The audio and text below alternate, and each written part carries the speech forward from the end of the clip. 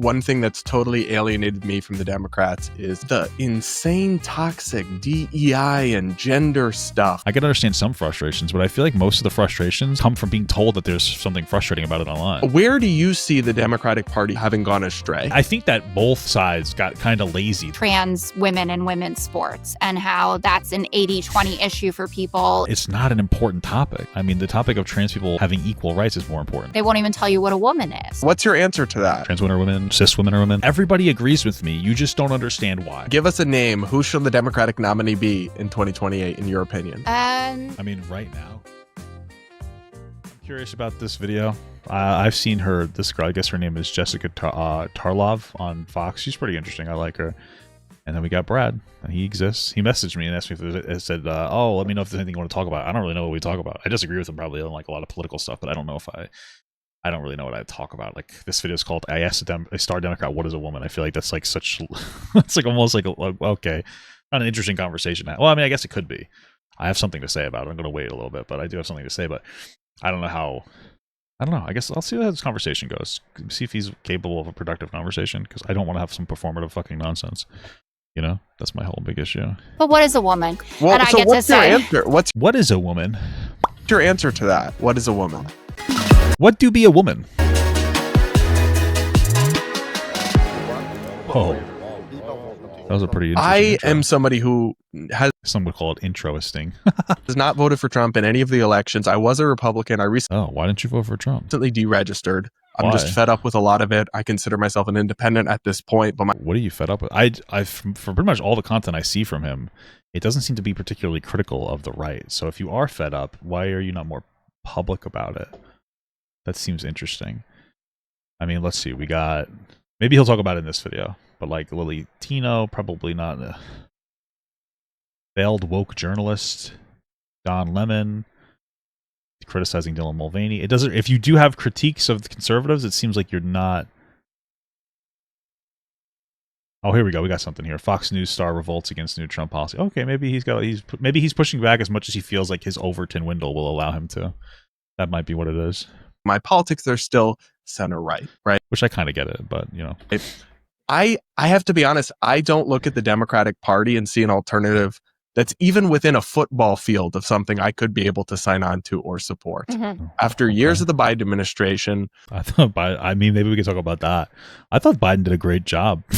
Honestly, maybe that's something I should talk to him about. Maybe we could have a conversation about that. Dysfunction, massive spending. Well, we were recovering from COVID, so I kind of expected. And I don't think it was super dysfunctional. I mean, he inherited COVID, and he pulled us out of COVID better than any of our like G7 allies. I don't really understand. I think it's just a talking point to talk about how Biden sucked when he was kind of good. He was actually a pretty good president. He got us stable. Our economy stabilized. Like he did a lot of spending, but that spending paid off and made us come out pretty good, pretty much on top of other countries comparatively.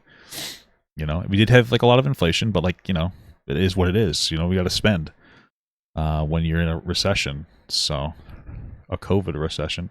And then also COVID in and of itself. I mean, you have supply lines and chains that get cut down because this is a worldwide pandemic, which is going to make things more expensive. So your supply goes down, your demand goes up, things are more expensive, right?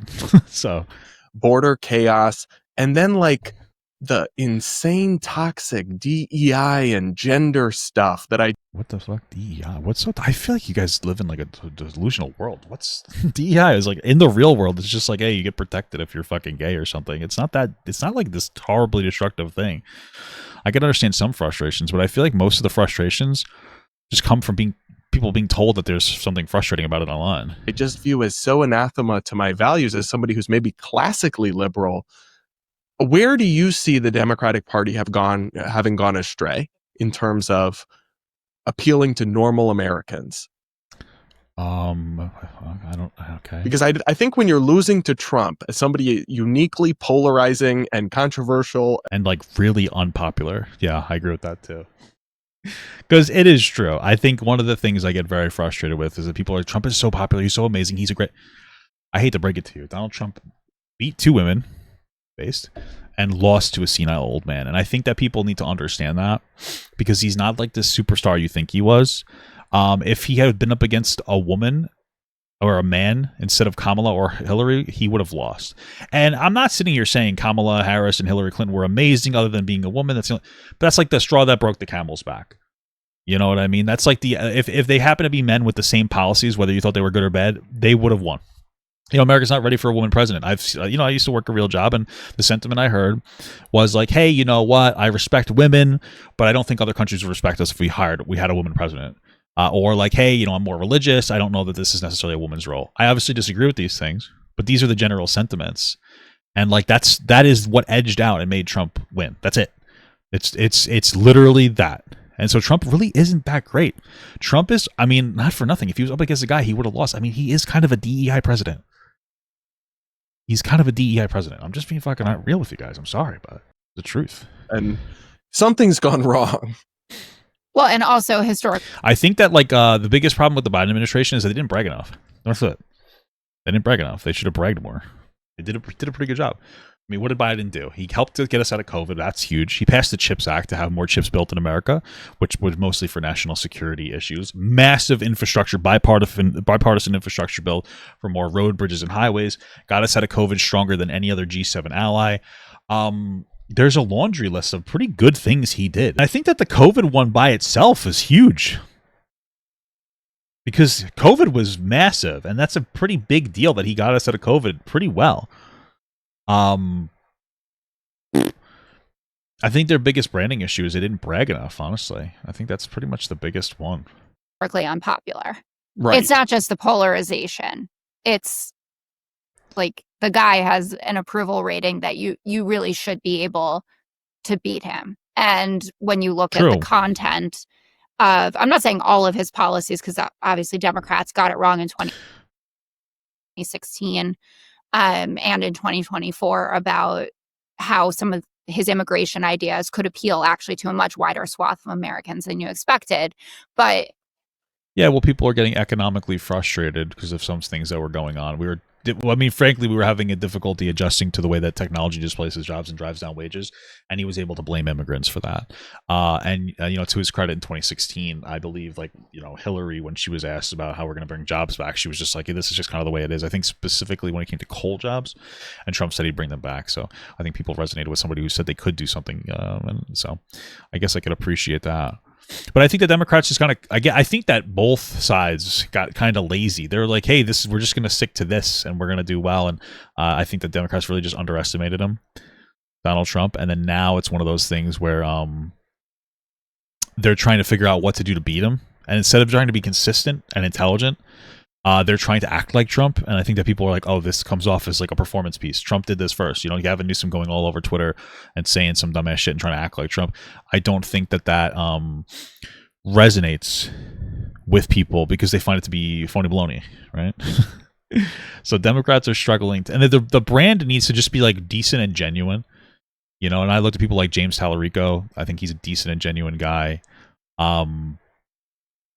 I don't know how many other people that I could look at and go, oh, they're decent and genuine. I don't know how many other people that I could look at and be like, oh, they're decent and genuine.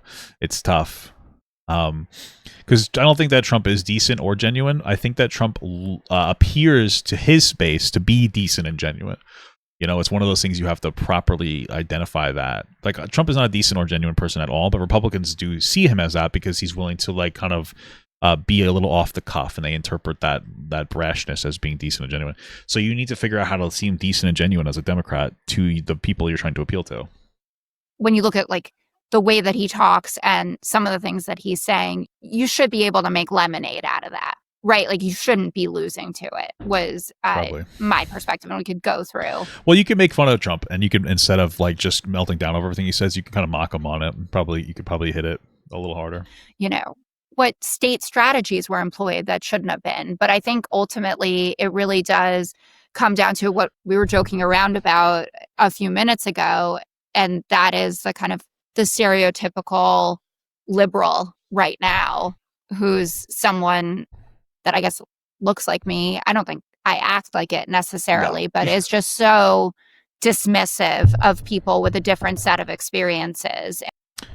I wouldn't really look at her and say she's a stereotypical liberal. I mean, the stereotype is like the blonde, is like the, I almost said blonde hair, blue eyed. The stereotypical would be like that, like colorful hair, blah, blah, blah, like super. That stereotype doesn't represent most, I would say, Democratic Party. Democratic Party is actually probably moderate left in America, very moderate left. I mean, what are some Democrat policies? Like, what's the most left-leaning Democrat policy is like universal health care, which is implemented in every single one of the Western allies successfully. So, like, the Democratic Party is not even very far left. It's very, very barely left. Probably considered conservative in other countries. So, and I think it ties in nicely to the importance of having debates and showing up in uncomfortable places, because if you lead with humanity, it takes you very far and you get such a better understanding. I also think, sorry for interrupting, but I also think one of those things where like Trump is going to crash and burn. He did a little bit in 2016. If COVID didn't happen, Trump probably would have lost still, and Biden would have probably done pretty well. People were not very forgiving for Biden because they weren't willing to acknowledge that COVID was impactful. I don't really get it, but that's kind of what it is.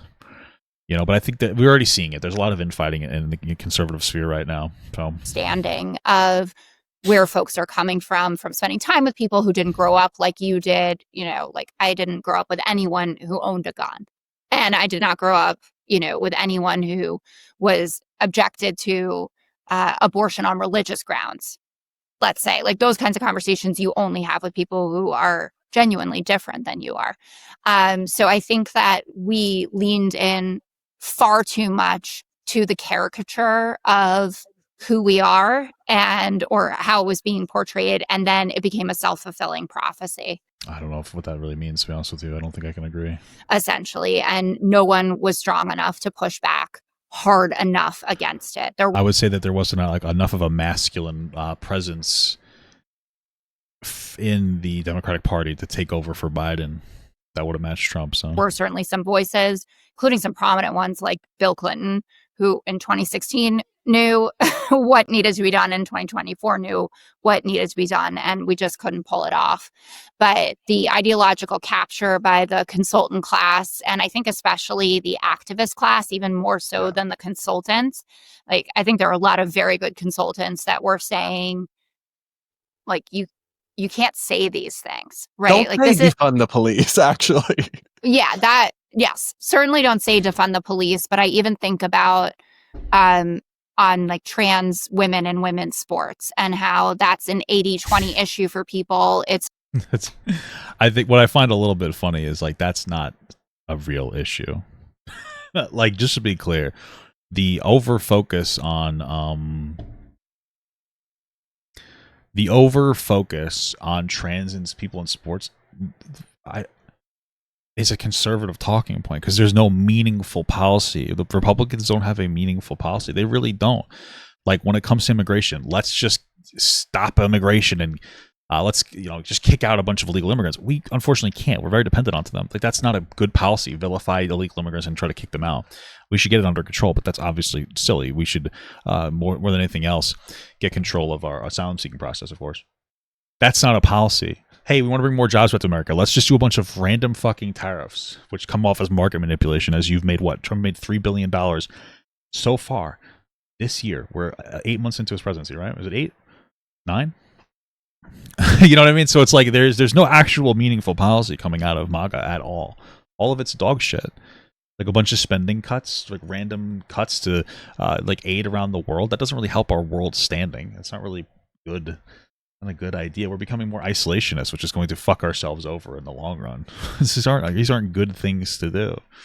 There's more productive ways to get jobs back to America that they think is just logical, right? Like, why should this even be a discussion? Shouldn't and be. To look, obviously, like it's not. It shouldn't be. I mean, there are some people on the left that grip onto it, but for the most part, you're not seeing that big, robust conversation. At what a linchpin that became of the Trump campaign, and how easily it was to paint an entire party of quote unquote intellectuals, like people with a lot of degrees, with this brush of, but they won't even tell you what a woman is. And I'll get that even on the 5, like Greg will be around with me or Jesse, and they'll be like, but what is a woman? Well, and so what's your answer? What's your answer to that? What is a woman? Like someone who's born a woman. Like, I'm a woman. I always say, like, I pumped 2 babies out of my body. I know exactly what a woman is. I know what the mechanics look like. Oh shit, she doesn't like trans people, guys. You know, it doesn't mean that I deny that transgender people exist. Oh. And so how do you contend with somebody asking what is a woman, like, for a trans person? Does she think trans women are like women, or how does that work? You know, but then you have to acknowledge a distinction between a trans woman who's technically a biological male and a woman. Yeah, I think I mean, you can identify that difference while also just saying that they're both women. Trans women are a subset of women, but they are their own category. I guess I agree. Okay, sure. Trans women are women. Non-cis women are women. Whatever. See, I mean, we don't have to parse that. I would say that they're actually a subset of males. I don't think so. Here's the thing, because I hear a lot of this question of, like, what is a woman? And, obviously my answer is going to be, like, a woman is anybody who genuinely identifies and genuinely tries to express themselves as a woman in society based on, like, what that means to that society. And a lot of people will kick back of, like, I don't agree with you. You can't reference it. You can't be self-referential. You can't say a woman is a woman, right? Because that's. But the thing is that, like, everybody agrees with me. You just don't understand why. Right? I'm going to ask a different question.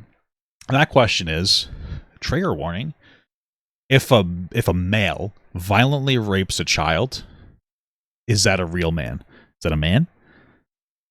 Would you consider that person a man? You're going to say no. Of course not. It's disgusting, right? If you do that, beat your wife, beat a kid, you're not a real man. Everybody knows this. You wouldn't consider that person philosophically a man. They're a male, but they're not a man. So we understand, like, forever in society, we've always judged people whether they are or not men in some capacity. So, like, if you can be a male but not a man because you do something horrible, like, I don't understand why the same couldn't be said if you did something different.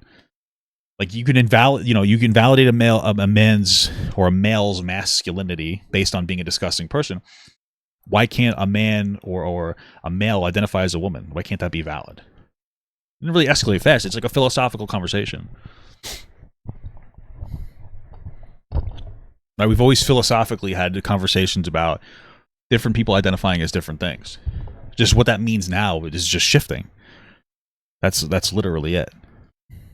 It's just shifting, right? So at the very least, you can acknowledge that, like, that there are circumstances that can happen that can change somebody's ability to identify as something, fundamentally speaking. Unless you think that you can still be a man if you beat your wife. I don't know. That's crazy.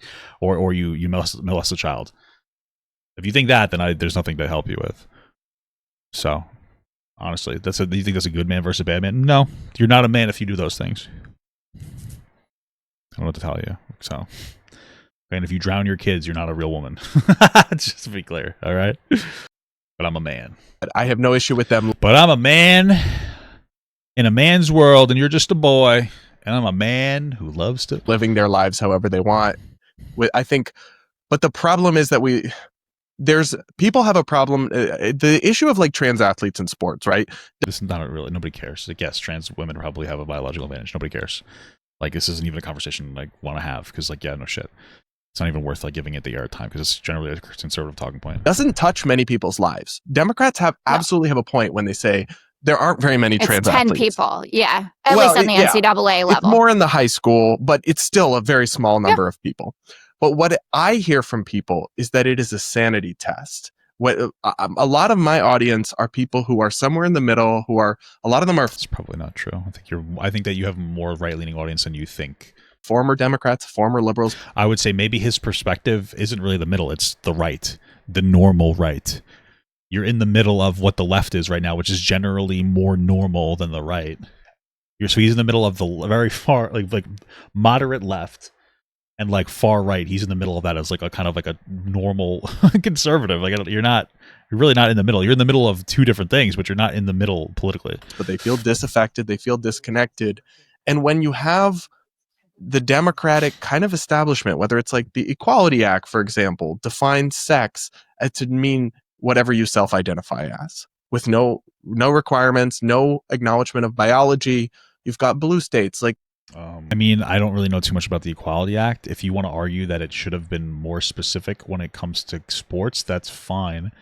but from what I'm seeing, the Equality Act would prohibit discrimination based on these characteristics in a wide range of areas. So, like jury service makes sense, credit and banking makes sense, education makes sense, public accommodations makes sense, housing, employment.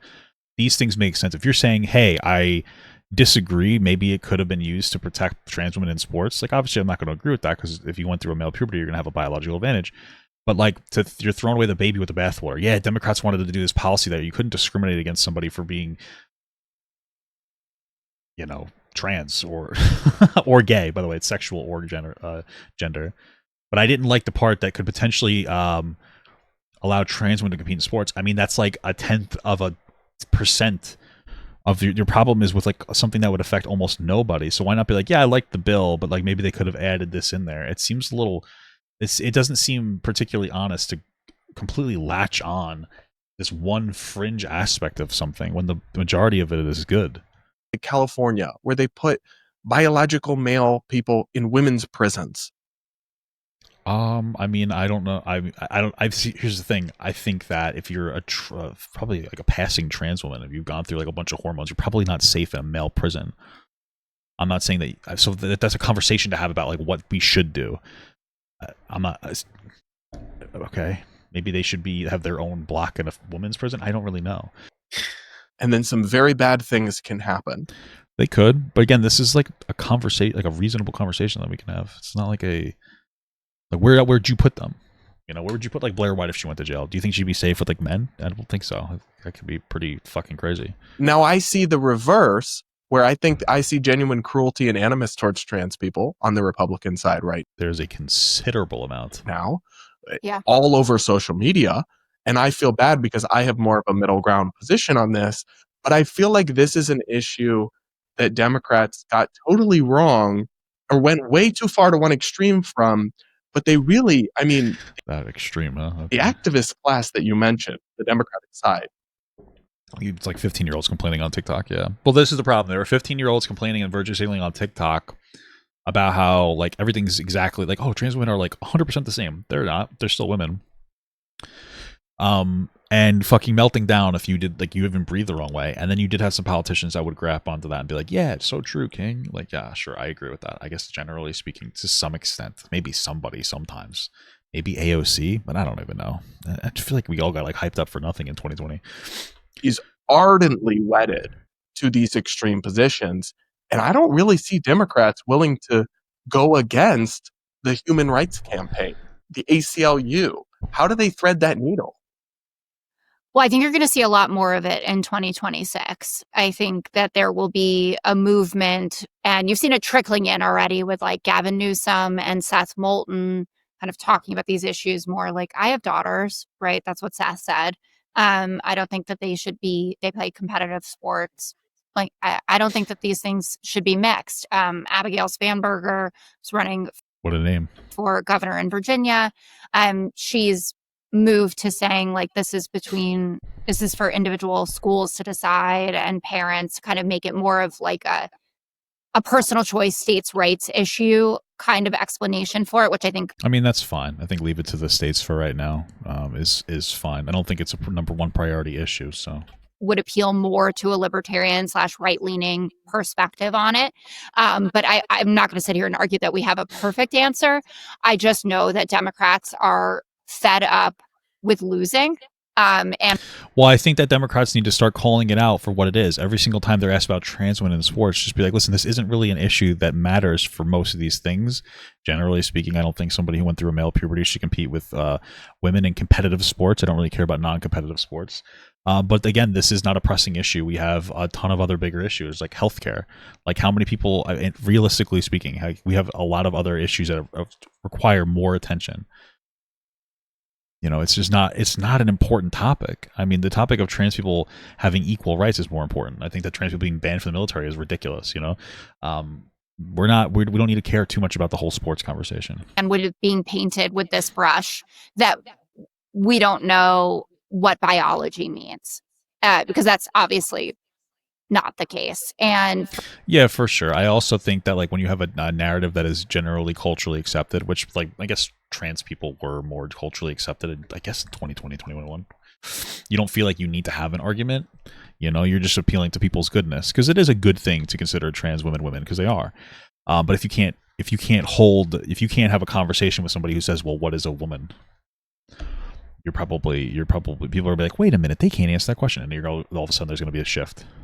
As for groups like the Human Rights Campaign or the ACLU, I don't think that they're going to have the kind of impact on elections going forward that they would like to if they're going to have these strict lines about it. And you even see some relaxation of it and, prominent figures in those movements and how they're representing themselves on social media. I'm not saying that they're changing exactly what they're saying. They're just attacking less. Like, unless someone is overtly anti-trans, I would say, I don't see as much of the fervor about it anymore. And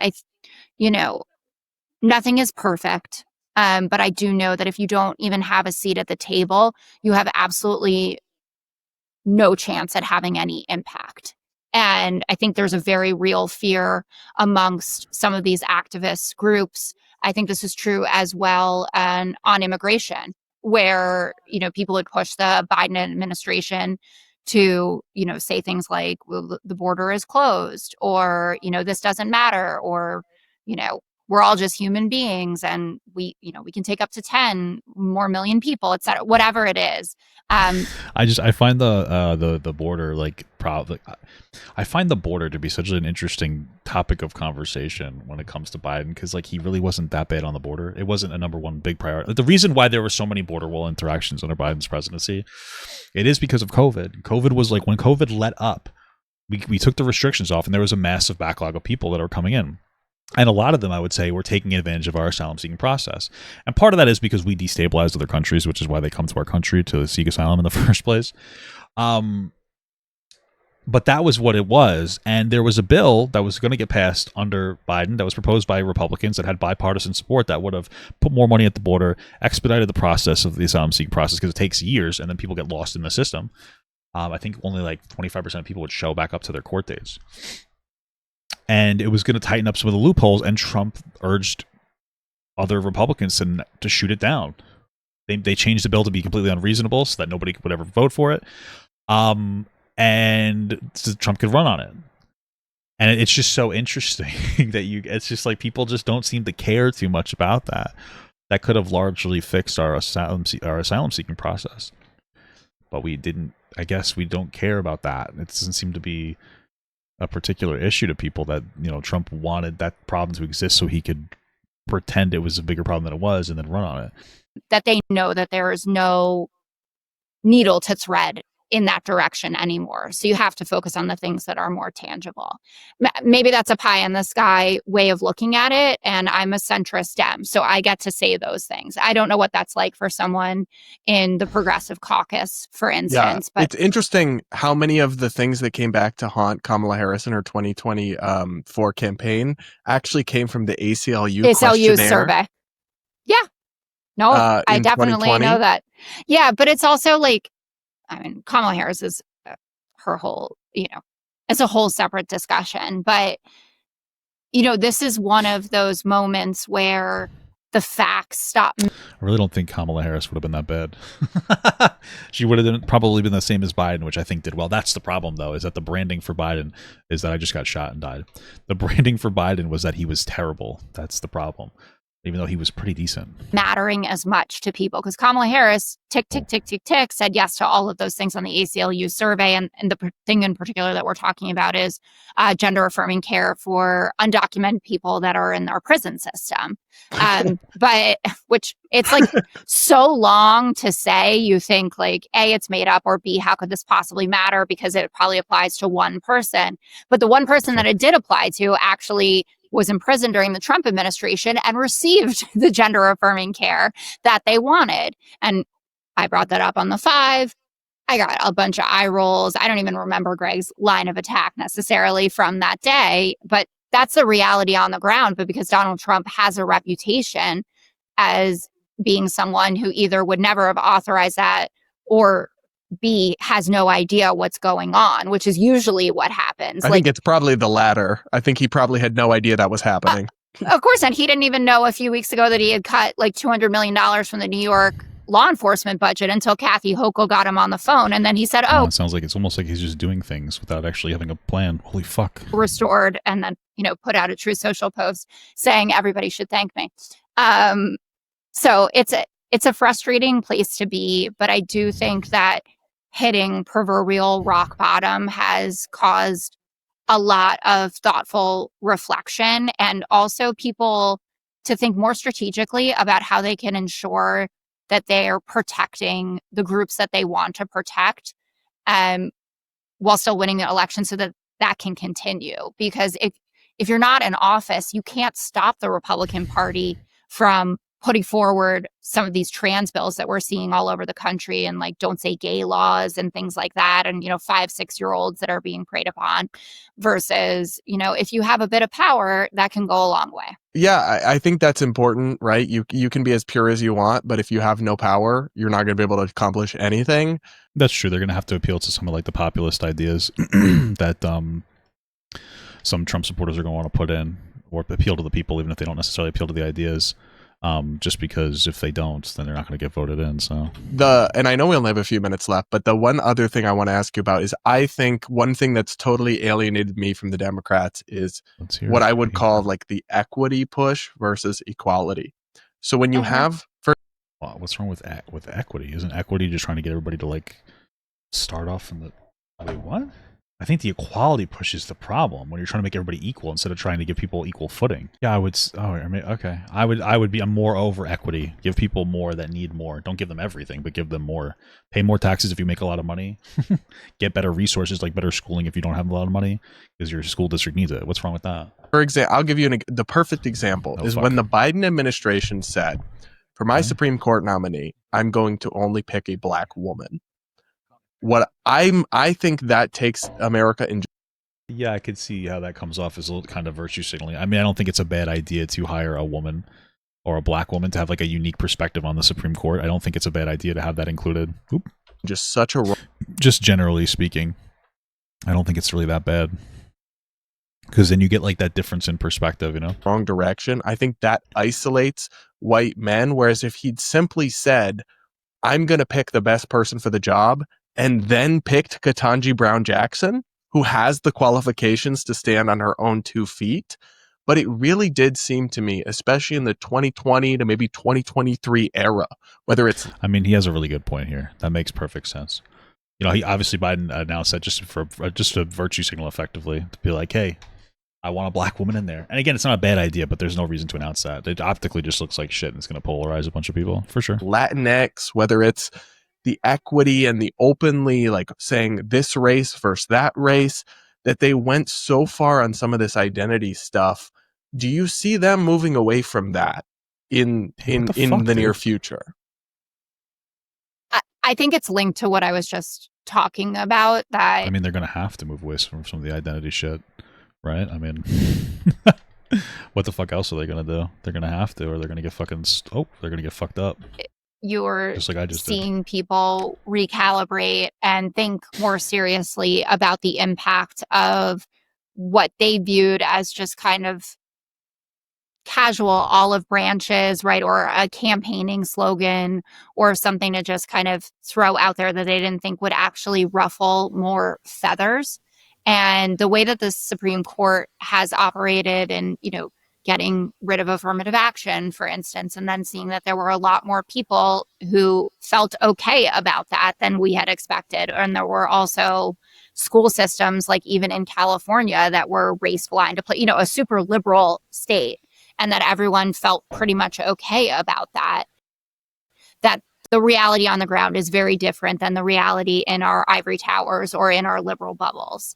And so, yeah, I don't think that you'll see another Democratic nominee make a pledge like that. I do think that 2020 was a very different time. I think George Floyd's murder and what happened during, the Black Lives Matter protests were different. I think that Jim Clyburn's impact on the race is also very different and would not be replicated again in 2028. Everyone's going to go to the fish fry and wear the t-shirt, the Clyburn t-shirt, but I don't think that he'll have such a specific impact in terms of like picking who the running mate is going to be, which is, from all the reporting essentially what happened.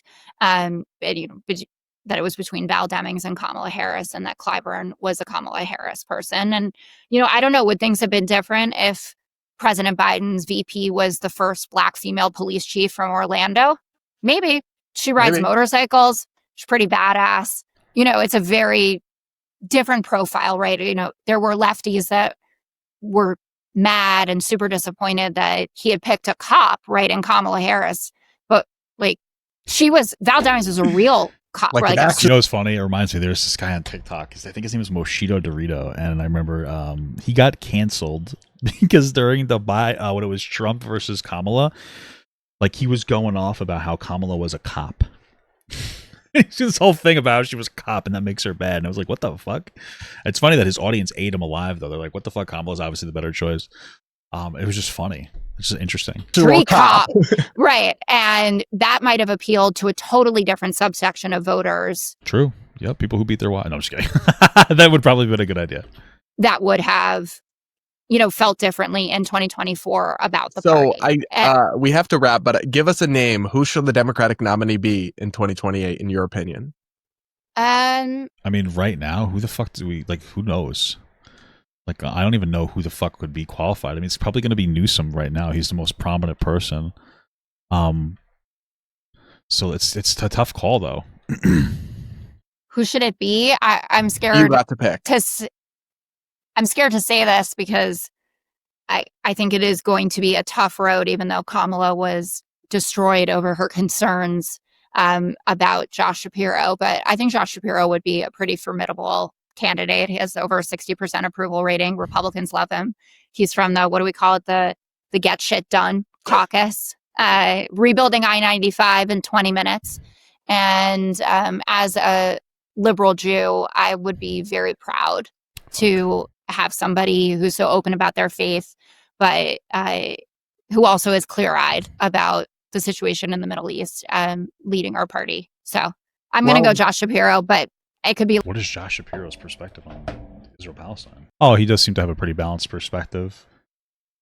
He believed they had the right to defend themselves on October 7th, but he's an advocate of a two-state solution, and he criticizes Netanyahu being a terrible leader, and they need a new humanitarian aid on Gaza. Yeah, that sounds like a pretty good. I mean, that sounds pretty good. Like AOC and Gavin Newsom, I think it's gonna be wild and a lot of fun. I'm excited for another. Who do you think it's gonna be? I think AOC has got the money. I think she's got the magic talent. I don't think AOC would ever be a good pick right now at all whatsoever. I think, unfortunately, if you want to do Kamala Harris, you're probably going to want to do her as a vice president. And I don't know if that'll make her feel very good about that. Or she needs to run. I mean, if she could maybe win, she could maybe win if Gavin Newsom's her second one up.